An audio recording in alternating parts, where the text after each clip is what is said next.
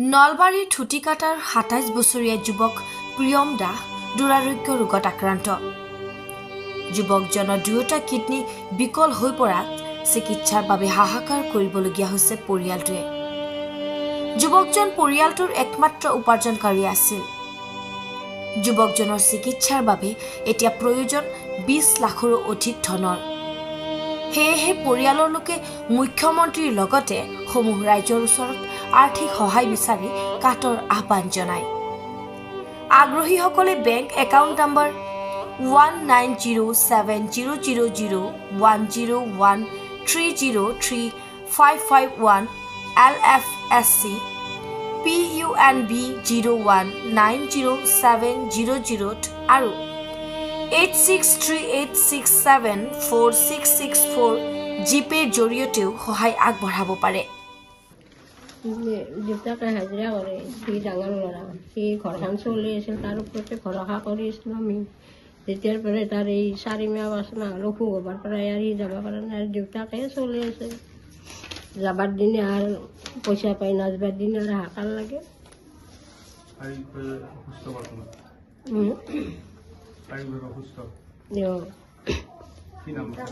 দেউতাকৰ নাম কন্দৰ্প দাস, মোৰ নাম লাভিন্য দাস, তাৰ নাম প্ৰিয়ম দাস। আজি 5 মাহ হ'ল অসুখ হ'বৰ। নলবাৰীত দেখাইছে, গুৱাহাটীত দেখাইছে, তাৰ পৰাই হায়দৰাবাদত গৈছে। গাঁৱৰ মানুহে সহায় কৰিছে, ইষ্ট কুটুম্ব সহায় কৰিছে, সকলোৱে সহায় কৰাৰ পিছত হায়দৰাবাদক লৈ গৈছে। তাৰে পিছত আৰু 3 মাহ পিছত যাব দিছে, 3 মাহ পিছতো গেল। এতিয়া আৰু ৰিপৰ্ট আছে যি তাৰ সেই বদলাবই লাগিব। গতিকে আমাৰ এতিয়া একোৱে নাই, কেনেকৈ কি কৰোঁ। সেইকাৰণে আৰু অসমবাসী ৰাইজকো আৰাধনা কৰিছোঁ, হেমন্ত বিশ্ব শৰ্মাকো আৰাধনা কৰিছোঁ যাতে মোৰ ল'ৰাটো বাচে দেই। মই আৰু এনে অনুৰোধ কৰিছোঁ আপোনালোকেও চাওক, চেষ্টা কৰি ক'ত কি কৰিব পাৰে। তাৰমানে একোৱেই নাই, দেউতাকে 400 টকা হাজিৰা পায়, সেয়াই 400 টকা হাজিৰা লৈ আমি খামেই না বেমাৰীয়ে চাম। গতিকে পইচা বহুত লাগে। দেউতা কিডনী বদলাব দিছে, 20-25 লাখ টকা লাগে। আমাৰতো আৰু পইচা নাই, আমাৰ আনকি বেচবা লগা আমাৰ সম্পত্তিও নাই, এই থকা জেগাখিনিয়ে যি আমাৰ আৰু একোৱেই নাই। সেইকাৰণে সকলোকে অনুৰোধ কৰিছোঁ যাতে মোৰ ল'ৰাটো বাচে দেই। মানে সি বাচা মানে আমি 5টা পৰিয়াল বাচি যাম, নহ'লে আমাৰ হাহাকাৰ। কেনেকৈ চলিম, কি কৰিম, মোৰো ৰাতি হ'লে টোপনি নাই, পেটত ভাত নাযায়, নাই অৱস্থা হৈছে। নমস্কাৰ, মোৰ নাম শ্ৰী প্ৰিয়ম দাস, মোৰ বয়স 27 বছৰ। মই 6 মাহমান আগতে মোৰ অকণমান বেক পেইন হৈ আছিলে। তাৰপাছত মই ফাৰ্ষ্ট নলবাৰীত দেখালোঁ। নলবাৰীত দেখাৰ পাছত তাত আল্ট্ৰাচাউণ্ড KFT টেষ্ট কৰালে। তাৰপাছত মোৰ অকণমান ধৰত পৰিলে যে মোৰ কিডনীৰ প্ৰব্লেম হৈছে। তাৰপাছত মই গুৱাহাটীত দেখালোঁ, ঘৰত দেখালোঁ। তাৰপাছত মই আমাৰ ওচৰ চুবুৰীয়া মিলি মোৰ অলপ ফাইনেন্স অলপমান যোগাৰ কৰি কিনে হায়দৰাবাদ গ'লোঁ।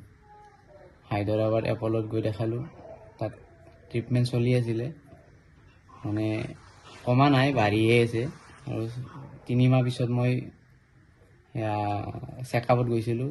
চেকআপত যোৱাৰ পাছত ডক্টৰে এডভাইচ কৰিলে যে মই কিডনী ট্ৰান্সপ্লেণ্ট কৰাব লাগিব।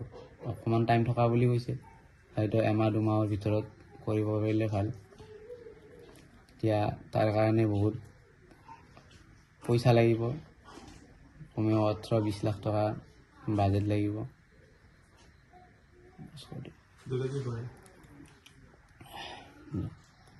দেউতাই দিন হাজিৰা কৰে আৰু ময়ে পৰিয়ালটো চলাই আছিলোঁ 4-5 বছৰ ধৰি। একমাত্ৰ উপাৰ্জনকাৰী ময়ে বুলি ক'ব লাগিব। এতিয়া দেউতাৰো বয়স হৈছে, 60 বছৰ হৈছে। এতিয়া মাজে মাজে কাম কৰিব যায়, মইতো বিচনাতে পৰি আছোঁ। সেয়ে মই অসমবাসী ৰাইজৰ লগতে মাননীয় মুখ্যমন্ত্ৰী মহোদয় সৰ্বানন্দ সোণোৱাল ডাঙৰীয়া, স্থানীয় বিধায়ক নাৰায়ণ ডেকা ছাৰ পৰা আৰ্থিক সাহায্য বিচাৰিছোঁ। নিউজ ডেস্ক ৰিপোৰ্ট ইত্যাদি A to Z।